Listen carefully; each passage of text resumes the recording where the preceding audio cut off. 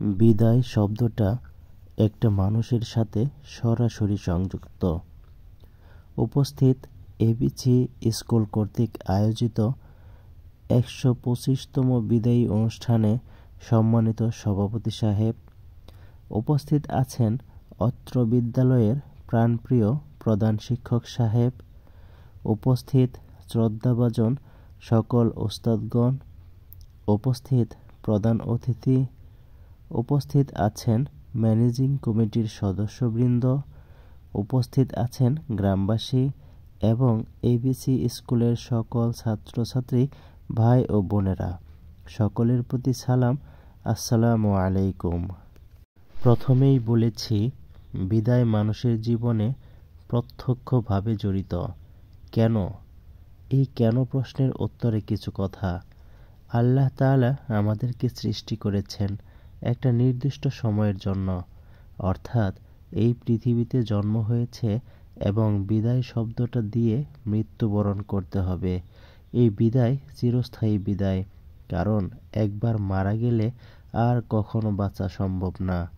লেখাপড়া করলে ধাপে ধাপে এগিয়ে যেতে হয়, আর প্রত্যেকটা ধাপে বিদায় নামক শব্দটি থাকে, আর এটিকে অতিক্রম করেই পরবর্তী ধাপে যেতে হয়। সব কিছুর শুরু আছে এবং শেষও আছে। শেষটা হলো বিদায়। আমরা জানি শেষ ভালো যার, সব ভালো তার। বিদায় এর আগে প্রস্তুতি যদি ভালো হয়ে থাকে, তাহলে সেই বিদায়টি অনেক গুরুত্বপূর্ণ। বিদায় সে তো বিদায়ই, এটার মাধ্যমে আনন্দ ফুটে ওঠে না, দুঃখের ছাপ, কষ্টের ছাপ ফুটে ওঠে।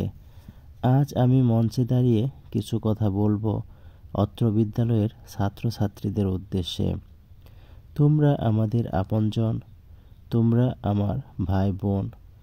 তোমাদের কোনো সমস্যা হলে আমরা চিন্তায় পড়ে যেতাম, কিভাবে সমাধান করা যায় তার কৌশল বের করতাম এবং সর্বোপরি চেষ্টা করতাম তোমাদের সাথে যদি কখনো খারাপ ব্যবহার করে থাকি, তাহলে বড় ভাই হিসেবে আমাদেরকে ক্ষমা করে দিও।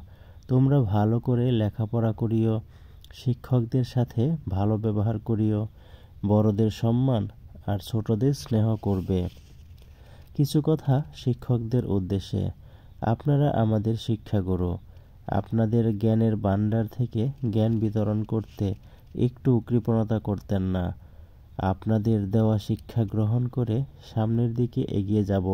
আপনাদের ঋণ কখনো পরিশোধ করা যাবে না। আপনারা আমাদের জন্য দোয়া করবেন, আমরা যেন আপনাদের মুখ উজ্জ্বল করতে পারি। আল্লাহ তাআলা আপনাদেরকেও সুস্থ ও ভালো রাখুক সব সময়। আপনারা যারা আমাদেরকে স্নেহ করেন, ভালোবাসেন, তাদের সবার কাছ থেকেই দোয়া চাই। আমরা যেন পরীক্ষায় ভালো ফলাফল করে এই স্কুলকে আরও এক ধাপ এগিয়ে নিয়ে যেতে পারি। সারা বাংলাদেশ চিনবে এই বিদ্যালয়কে। আমরা সবাই দোয়া প্রার্থনা করি। আমার সংক্ষিপ্ত বক্তব্য শেষ করছি। আমার কথায় যদি কোনো ভুল ত্রুটি থাকে, তাহলে ক্ষমা সুন্দর দৃষ্টিতে দেখবেন। আপনারা সবাই ভালো থাকবেন, অনেক ভালো। আল্লাহ হাফেজ।